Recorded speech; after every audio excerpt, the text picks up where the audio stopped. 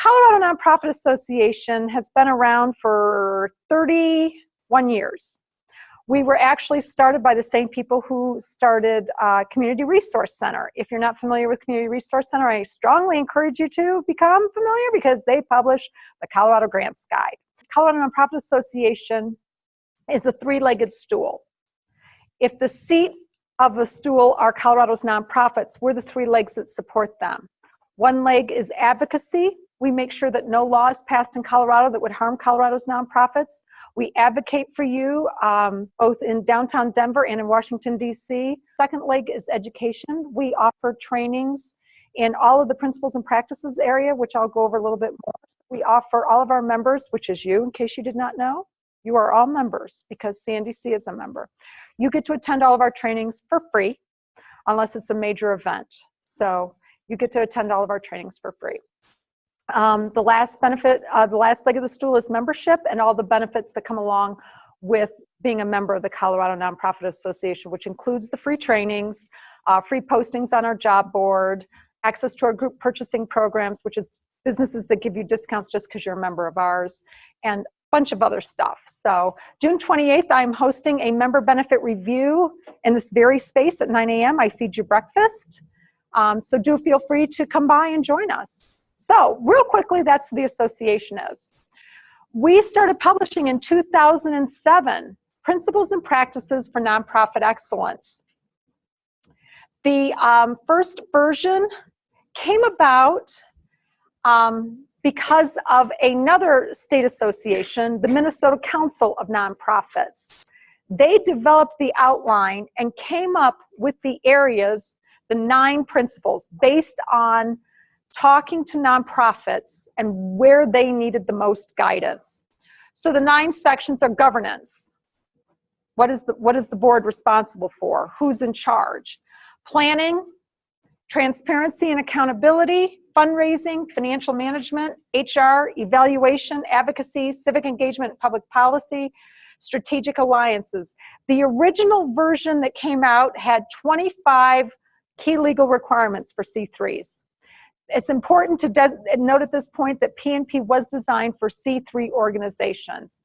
I don't know if you all know, but there's something like 24 kinds of Cs. There's C1s, there's C2s. We're C3s, we're charitable nonprofits. This was designed specifically for charitable nonprofits or 501c3s.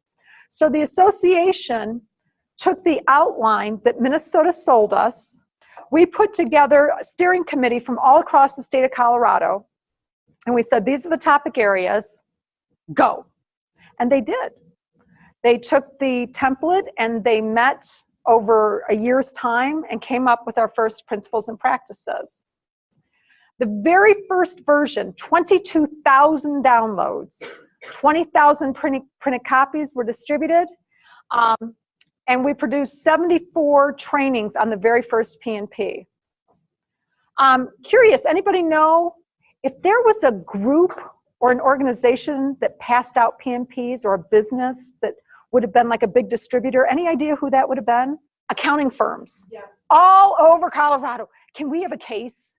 We have some clients. I mean, we were like, what is going on out there? Because they were like, we have some clients that are in desperate need of PNP, and we're like, what's happening out there? So yeah, it was accounting firms. They were passing those things out like cotton candy at a fair. It was incredible. So that was our very first edition of PNP. And it was quite an exciting time. The second version, this came out in 2011. We discovered that there was no communication section of PNP, and people wanted guidelines on communication, internal communication, external communication, social media policies. How do we do this? So once again, we got our groups together. We added some people. Some people said, I'm not doing that again. That was a lot of time. So we put together another steering committee, again, statewide.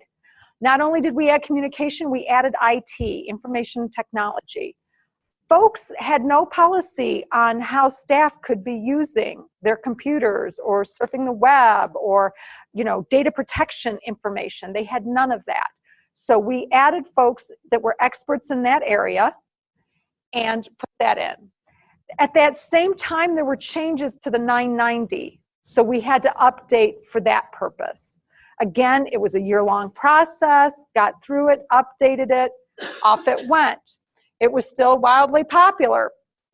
First 3 days, 8,000 downloads. That was really big for us. It did not come out, it came out more in the middle of the year. 5,000 copies immediately distributed, which was great. And again, more trainings, all the trainings were updated, more trainings were added for the new topic areas, communications and information and technology. So we've got 2 down, 2007, 2011. Not ones to sit on our laurels. Here comes 2015. Went to 10 principal areas. Transparency and accountability were becoming a little redundant because they were talked about in every topic area.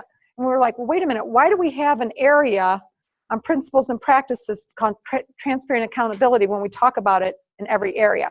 So we removed it as an area of its own and incorporated it into every section that it was appropriate. We discovered not everybody knew the same meanings of certain words. So we put in a glossary or a little mini dictionary. That was like from users. You know, users were like, what does that word mean? And it's really important at this point. I'm going to explain to you one of the big things we put in, and you all have this, you all have a PMP.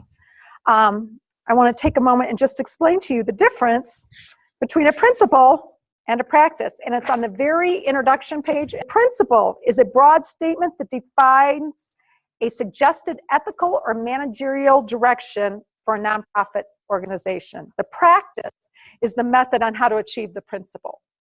We actually added that so folks knew what we meant when we said principles and practices.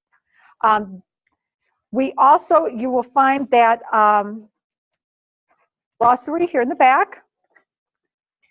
One of the first words we added was advocacy. I'll talk a little bit more about that because we came to discover that people were confused between the word advocacy and, any idea what other word they confused with advocacy? Lobbying. Lobbying. Lobbying. Yeah, people didn't understand the difference between that. So we wanted to make sure we explained that word real clearly. More than 5,000 downloads from the website, 10,000 hard copies distributed. In 2017, an acknowledgement program developed to recognize organizations who send staff to PMP trainings. I mentioned this at the very beginning. The association does more than 50 trainings per year for people working in the nonprofit sector or volunteering in the nonprofit sector. We have trainings on the 10 topics of PNP. This year, we started a recognition program. If an organization sends their staff to 9 of the 10, and the reason we're not including strategic alliances is because we're working on an update and that will be blended into the other topics.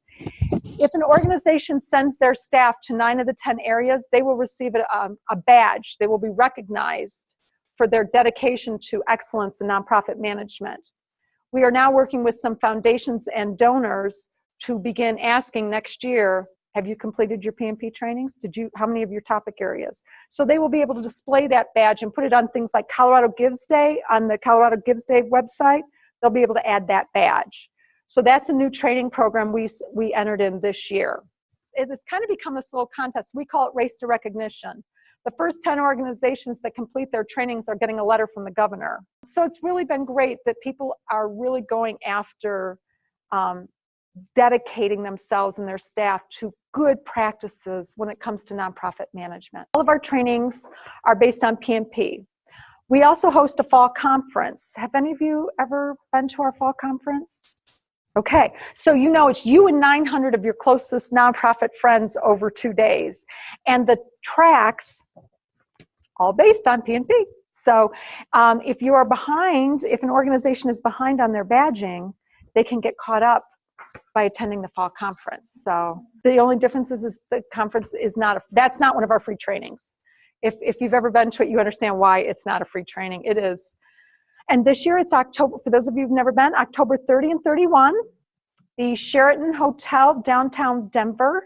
So we're gonna just dive right into the very beginning with advocacy. So I'm just gonna give you some highlights from PNP, and if you wanna listen and read that at the same time. Important tips. A nonprofit should adopt a written policy that clarifies the scope of their work, as well as the time and resources to be allocated in any advocacy work you do. Okay, let me repeat that. If engaged in public policy or advocacy activities, a nonprofit should adopt a written policy that clarifies the scope of the work. I'm going to look at number 6 now, and this is a biggie. A nonprofit should build relationship with elected officials, community leaders, and other nonprofits in order to strengthen its ability to affect community change. I'm going to repeat that one again because it's a really important one. Build relationships with elected officials, community leaders, and other nonprofits. You are not silos. This is really important. You should know, you guys over here, you're all doing work.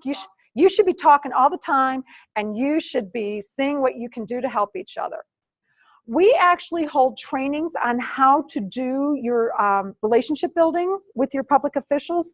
Your very first meeting with a public official can't be, hi, Jane Smith, this is Robert Bob, and I don't like your policy on this, and this is why, and you're goofing up my nonprofit.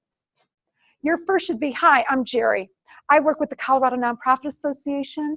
Just want to take time to introduce can I make an appointment? I'd like to talk to you about who we are and what we do. That should always be your first introduction to a public policy person. Rennie Fagan, our president and CEO, does a great training on this. Rennie, R-E-N-N-Y, Fagan. He's our president and CEO. The reason Rennie is so good at this, for those of you who don't know, is, does anybody remember when Ken Salazar was our senator before he was the Secretary of Interior? Rennie was a state director. So Rennie worked, and then he was an elected official himself, and he headed up the Department of Revenue. So we do a great training on how to do that. Still under advocacy, page 6, section 14. Again, I'm just highlighting some really good ones here.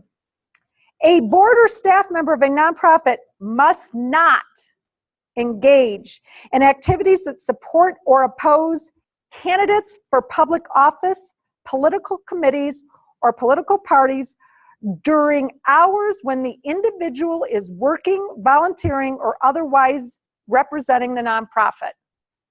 What you do on your own time is your own time. When you are representing your organization is another story. Okay? Really important to keep that one right in the forefront. Does anybody know the difference between lobbying and advocating? You cannot lobby for a candidate. Ever. That's a no-no. You can't advocate for a cause. You can advocate for a cause. We do advocacy work. We advocate for nonprofits. Are all of you familiar with the Johnson Amendment? There's been big news about the Johnson Amendment.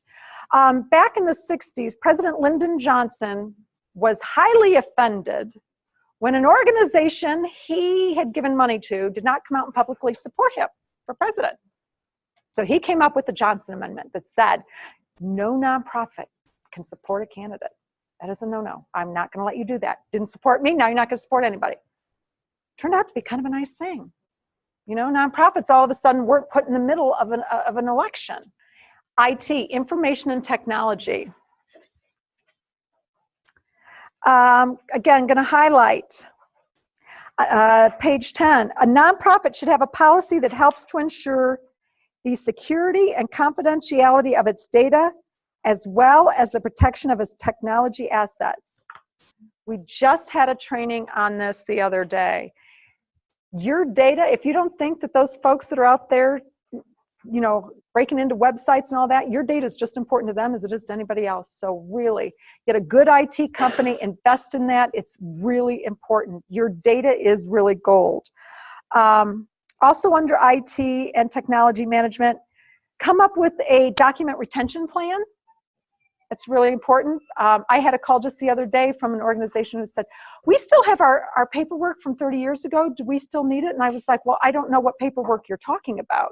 Are you talking about your articles of incorporation? Yeah, you need to keep those. Are you talking about your determination letter from the IRS? Yes, please do keep that. You know, you can get a copy, but you can't just have blanket statements on what do you keep and what don't you keep. If there's some things that are, you know, historical value, you're going to want to keep. Also, as far as IT, social media, there's a nice little section on here. The purpose, and it sounds funny, the purpose and organizational goals for the use of social media. People go all willy-nilly on social media. Why are you on it? What's your goal? Is it something that you're using your time wisely for? It's really important. What is the purpose of your social media plan? And clear rules around the use of social media. I mean, I know exactly what I can and cannot say on social media, and I'm always aware that I'm not going to break those rules because I kind of need my job. Okay. So a lot more in IT in there. Again, for the sections we're talking about now, I'm just highlighting ones that I think you're going to find the most important. When we talk about governance, you will see the very number one thing, board. Board. So we're talking about our boards. Most important, a nonprofit or other governing body officers and key employees are responsible for defining, upholding the organization's mission, vision, and values. That is really important. Each nonprofit board should ensure the organization has adequate resources. What do I mean by adequate resources? Oh, funny how we need to pay our bills, isn't it? I mean, my goodness, there we go. Advance the ethical and legal integrity of the organization. Ensure the activities and expenses align with mission focus. I'm going to pause here because this is one of my favorite topics. Every once in a while, somebody will call us at the association. They have a great idea. We are never short of ideas at the association, nor are they at CNDC. Nor will your organization ever be short of good ideas. What you're short of is time and money. So you have to be careful when somebody has a good idea to make sure it aligns with your mission and is not what we love to call mission drift. There's a lot of mission drift that happens. Something sounds really good. Oh, that's a good idea. Is it aligned with your mission or is it drifting away? Always, when you get one of those good ideas, you got to ask yourself, is this mission drift? Proactively set and implement policies. Select and provide oversight. Here's an important law. I'm going to read this for you. Unless otherwise provided in your bylaws, a Colorado nonprofit must have a president or chairperson, a secretary, and a treasurer, each of whom must be at least 18. While not required under federal tax law, the IRS generally expects to see at a minimum these 3 officers. Board members should be provided with a clear job description and understand their roles. Seems like really basic, doesn't it? You'd be surprised how many board members say, I didn't know I was going to have to raise money. Oh, yeah, you are. That's kind of yeah. So when you're going to recruit a board member, make sure they understand what their responsibilities are, including reviewing financials. Some of them need a lesson in what they're looking for in financials. The board reviews policies, fiscal and governance policies, conflict of interest policies. The board should review, this says actually the board should annually review and approve the organization's budget. That is true. I don't know any board that doesn't review the financials every time they meet. It is I just absolutely, right before ours, I've got to do my notes for the board. I have to explain why I've met goal or why I've not met goal or why I've exceeded goal. The board should actively lead and engage in periodic review and revision of strategic plan for the organization. That's a big one. We actually, everyone in our offices has our strategic plan in our offices so we can remember what it is the expectation is for us. Sometimes we get really siloed in our work. I do. I get really siloed in membership. It's so easy for me to do. And I'm like, no, you're part of a bigger picture. I've got to look at the whole picture. So having your board look at that strategic plan is important. The board is responsible for reviewing the president or CEO or whatever your person's title is called and their compensation. It is not normally the board's responsibility. Like our board does not give me my review. Your board does not give you your reviews. Your supervisors do. That is not the board's responsibility. The board takes care of the president and CEO. Okay, I always like to talk about that one. Here's a hot topic, and it's in P&P, succession planning. Yeah, the board needs to get on that. What if your leader decides after, a couple years to leave? What's going to happen? You got to have a plan in place, got to be ready. Can't have a nonprofit scrambling because the leader has decided to move on. So that is up to the board to take responsibility for. To demonstrate their commitment to the organization, board members should volunteer their time, assist in ensuring external sources of funds, aka fundraising, and give financially to the organization. Now, some organizations have a set amount. Well, if you're going to serve on our board, you're going to write me a check for $500 and you're going to enjoy doing it. Some boards say, no, whatever you want to write, whatever you want to do. Anybody know why it's important that you have 100% giving from your board? Can't ask other people for money if your board isn't doing it. And I promise you now, if you do a grant and you ask for money, and on that grant application, they're going to ask you, do you have 100% giving from your board? You really want to be able to say yes. Because why is that foundation going to give you any money if your own supporters aren't giving you money? Yeah, so you need to be clear about that with your board. You get to fundraise. If you need training in that, we're a member of the Colorado Nonprofit Association, and they offer free trainings. We'll help you with that. If whatever you can do, and you will be expected to make a charitable gift. Really important, each board member should have a conflict of interest policy that includes a disclosure form, which is to be signed annually. Along with this, when a board is taking a vote, if there is some kind of conflict of interest, a board member is expected to opt out and should be given that option. For example, we were doing something that involved banking, and one of the people on our board is a banker. He said, I have a conflict of interest. I cannot vote because I represent a different bank. That was very appropriate. And they were given, does anybody have a conflict of interest and need to opt out of this vote? It's really important. And you have to ask because they forget. Board members should not receive no monetary compensation for their board duties. Okay, other than reimbursement for reasonable board-related expenses. So, for example, if your board has a retreat and you're all going to Vail and they have to drive and get a hotel room, that's another story. That's reasonable, reasonable reimbursement. Board terms, it says right here, unless otherwise provided, directors of Colorado nonprofit corporations serve for one-year terms and without term limits. However, to ensure broad public participation, Vitality and Diversity Board of Directors should establish a clear policy. Also, I'm going to say this, I know this is further along. Your board should reflect the community in which you live and work and the constituents that you serve. I'm going to repeat that. Your board should reflect the community you serve and the constituents you serve.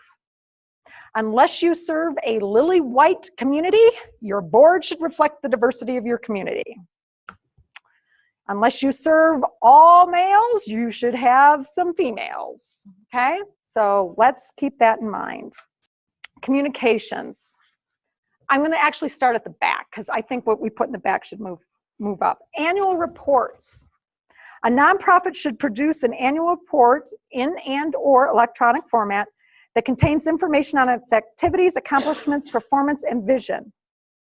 There's some bullet points there, but that's a really, really important one.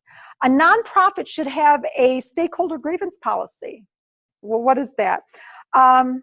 If somebody that you serve has a problem, you need to have a policy on how to handle that. That is really important. You just can't pretend it didn't happen. Ignoring it is not a good policy. I'll just put it that way. You need to have best practices for your online presence. Really important. Here's another one. Here's another one of my favorite one. Crisis communications plan. Nobody ever thinks of this one, but weird things happen. So a nonprofit should have a written plan for communicating with the public and the media at the time of a crisis or emergency. The plan should include a procedure to communicate internally as well. That's your staff. A crisis plan may be incorporated into disaster management plan. I hate that we have to talk about that, but we do. Branding. Y'all need to have a brand. We have a brand. It incorporates the colors that you see on this. These are our colors. The blue, the purple, these are all our colors. We also have a font. Now, that makes me laugh, but we have a font. It's Baker Signet. It is not a standard font and words, so it's always a fun thing. But do develop a brand so that you are easily identifiable. Cheerios and Tide should not be the only thing that's easily identifiable by a logo. Human resources. Again, I'm just highlighting a few of them. You have to abide by all the federal laws. Sorry. Doesn't mean you're a nonprofit you don't get to. That includes overtime. Little tip here. We're really fond in the nonprofit world of asking people,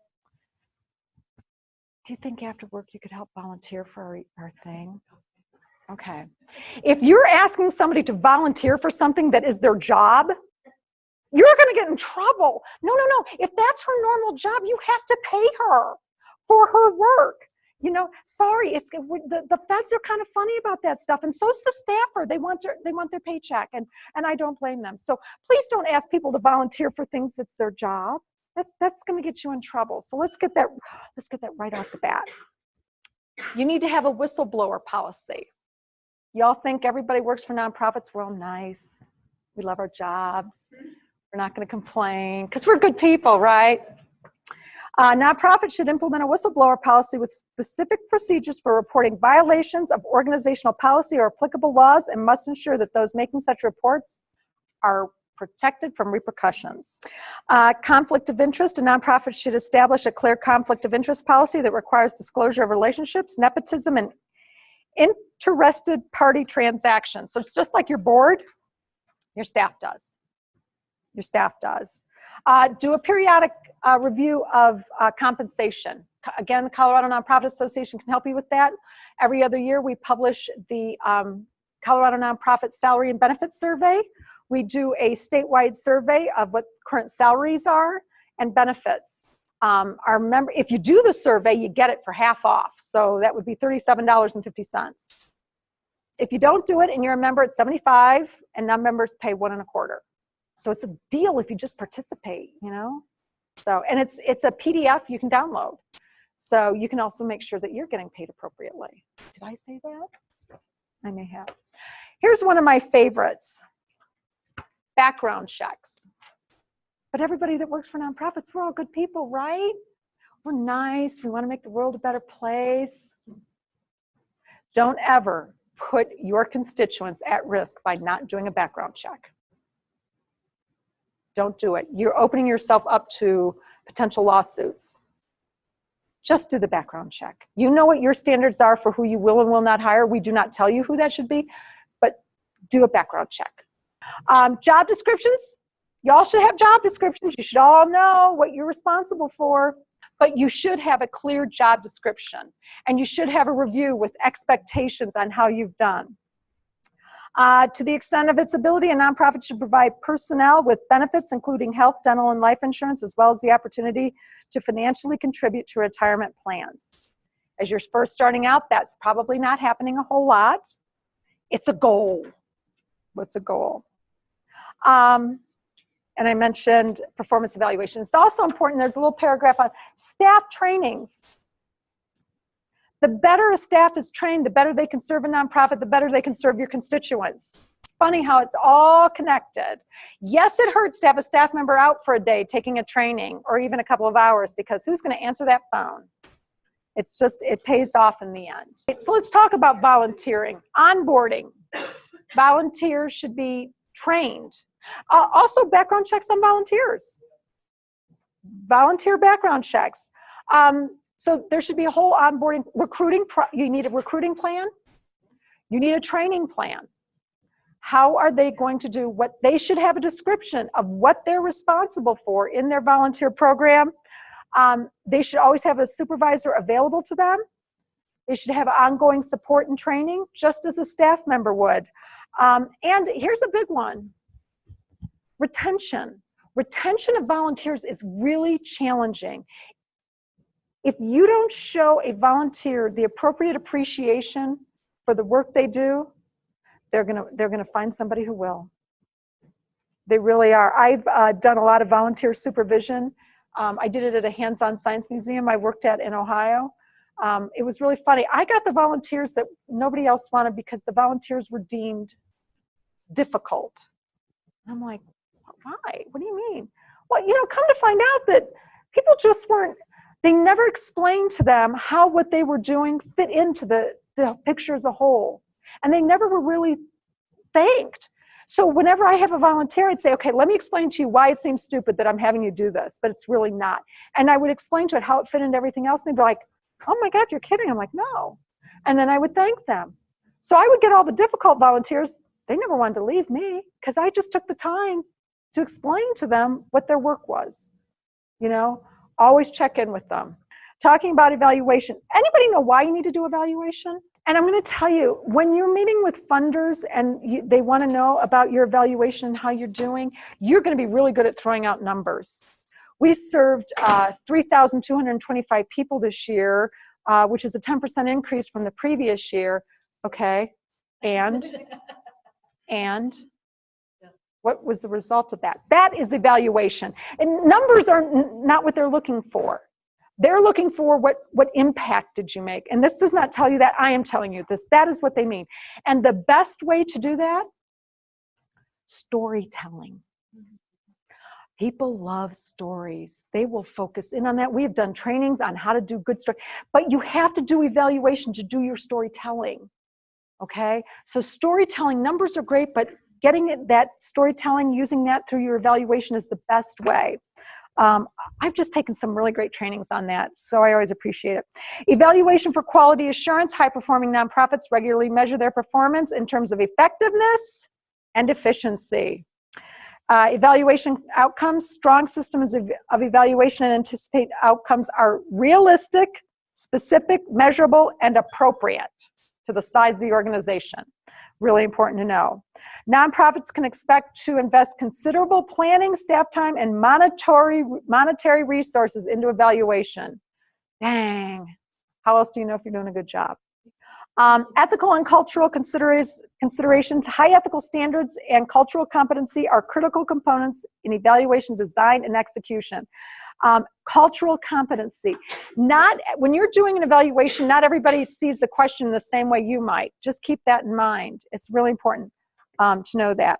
Nonprofits regularly communicate results to internal and external stakeholders and use these results in the planning process to inform and improve the overall impact. The most important thing about evaluation is it can change a program. You have to go with it. If you think you've got a great program, but your evaluation is telling you something else, you're going to have to roll with it. You're going to have to adjust. That is the biggest point of program evaluation, is how to adjust and tweak the programs you're offering. Financial management. Nonprofit, here just highlights, produce a consistent, accurate financial reports. That's an easy one. As I mentioned earlier, the board should receive appropriate training on how to read and understand that financial report. I will tell you, the first time I sat on a board, I was just a little thing in a nonprofit. I was a little coordinator. I was asked to sit on a board. I looked at that financial report and went, oh my God. I only knew my department's financial thing. I mean, I just knew how to do my spreadsheets, but now I'm like, got this massive spreadsheet. I had no idea what I was doing. Please train your board on how to read that. Audits, this is a big one. A nonprofit should have a qualified, independent, certified public accountant auditor review their financial statements annually, please. And now I'm just gonna again, we talk about whistleblower policy. A nonprofit must manage and invest funds prudently in compliance and conditions to attached to funding. A nonprofit should adopt and periodically review a sound investment policy. Once you can invest those funds, do so carefully. A nonprofit should establish and implement policies, provide clear guidance on its rules for paying or reimbursing expenses incurred by anyone conducting business on behalf of the organization. The association, I know exactly what I can spend money on, what I can't spend money on. Annual budget, you got to do it. It's a pain. I'll just say it that way. Nonprofit must comply with specific conditions placed upon donations. There's a term for that. Do we know what it is? Restricted funds. So I'm going to give Sandy C some money, and Angela here is going to say, and I'm going to say, listen, I only want this to go for Nikki's salary because I like Nikki, so I just want it. And she's going to say, Jerry won't know. She won't know if I spend that $50 on something else. Well, what if I find out? Do you know what I can do? Anybody? I can sue them. And if you don't think people sue nonprofits, I've got news for you. Yes, they do, and that's why you have insurance. Not only can they sue you, they can sue the board. So I really hope you have insurance called D&O, Directors and Officers Insurance, because boy, you made me mad, and now I'm coming after you. I have been asked to serve on boards, and my first question is always, do you have Directors and Officers Insurance?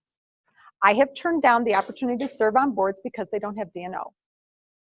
Because I can't jeopardize my personal finances, small as they may be, because an organization has chosen not to protect their board. I can't. So think about that.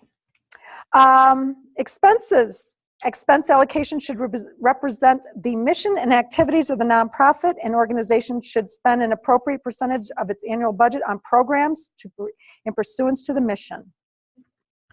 Seems kind of simple, doesn't it? Got to say it though.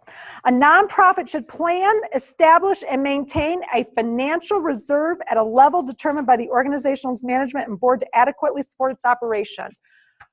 I've taken a lot of classes on this. I've never heard anything less than 3 months. You should have at least 3 months in reserve. It's an important thing. If something happens, like 2007 and 2008, you kind of want those reserves. If any of you remember that, it's good. In order to facilitate smooth fiscal operation, a nonprofit should project, monitor, and make adjustments to cash flow as needed. Kind of simple. It's really important I'm going to go back just a second, on fund management, to be as clear and transparent as possible. I can't underscore that enough. If you're not, any idea why somebody likes a nonprofit? Number one reason? So the number one reason somebody likes a nonprofit is there's been some kind of a personal relationship. Like I personally give to the American Cancer Society. I have a personal, I hate to say I have a personal relationship with cancer, but I've been touched by cancer, okay? Second reason,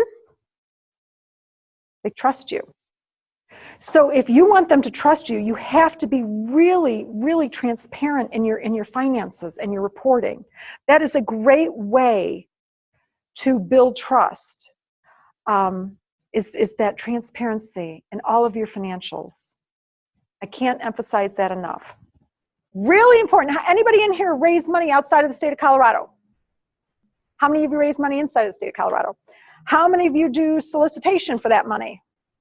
You need to register with the state of Colorado if you do charitable solicitation. If you do it in any other state, you need to register in that state as well. If you raise money in any state outside of Colorado, you need to register. Every state is different. All their laws are different. All the registrations are different. Isn't that lovely for us? Professional fundraisers. If you hire a professional fundraiser, they need to be registered. In addition to you, they need to be registered. Along with fund development comes grant writing. This comes up a lot of times, and it's on page 16. I'm sorry, page 44, number 16. I like to point this one out. Consistent with AFP, that's the Association of Fundraising Professional Guidelines, a nonprofit should ensure that compensation for fundraising personnel and contractors is not based on a percentage of funds raised or other commission-based formulas. Okay, this comes up a lot. We get calls a lot about this on our help desk. I have a grant writer. I want to hire a grant writer. They're asking for 15% of the funds. No. No, no, no, no, no, no, no. They get a flat fee just like you get a flat fee. Grant writers are not paid based on a percentage of the grant you get because of their writing.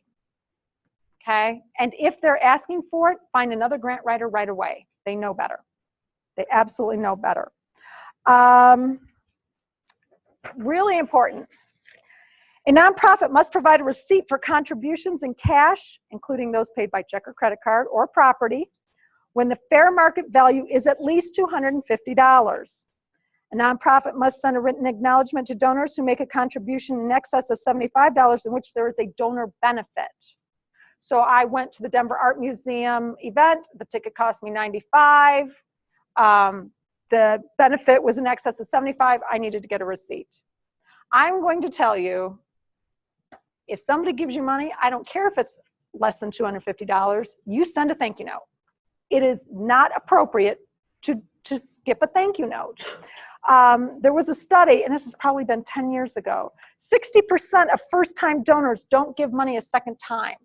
You know why? Nobody said thank you.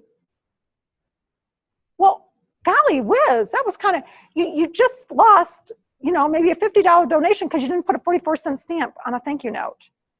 Bad. I'm going to tell you, best practice, you get a check or credit card or any kind of donation, send a thank you. Planning. This is, it kind of makes me laugh. We talk about strategic planning here. A nonprofit should create a mission-driven written strategic plan every 3 to 5 years. Things get stale, refresh them. The plan should reflect the results of an environmental assessment, include clearly defined, reasonably achievable, measurable goals, provide an overarching direction for the organization.